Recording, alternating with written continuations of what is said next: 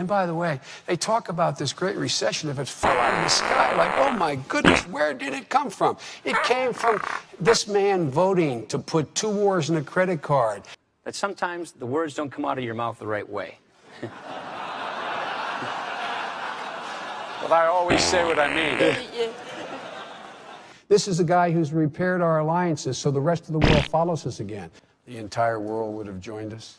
Russia and China, all of our allies. Let's look at this from the view of the Ayatollahs. What do they see? They see this administration trying to water down sanctions in Congress for over 2 years.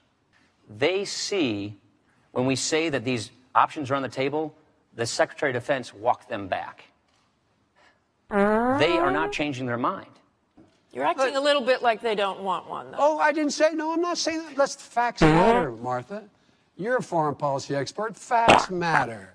All this loose talk about them, all they have to do is get to enrich uranium in a certain amount and they have a weapon. Not true. Not true. They are more, and if we ever have to take action, unlike when we took office, we will have the world behind us, and that matters. That matters. And all I have to point to are the results. They're 4 years closer toward a nuclear weapon. Down the subsidies for wealthy people. Look, this is a plan. By the way, that $6,400 number, it was misleading then. It's totally inaccurate now. This is a plan that's bipartisan.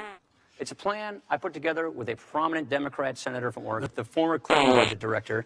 This idea came from the Clinton Commission to Save Medicare, chaired by Senator John Breaux. Here's the point. That statistic was completely misleading, but more importantly, they were the facts, right? This is what politicians do when they don't have a record to run on.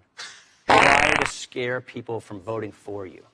You see, there aren't enough rich people and small businesses to tax to pay for all their spending. And not cause a regional Sunni-Shia war when Bashir Assad falls. He's vetoed 3 of them.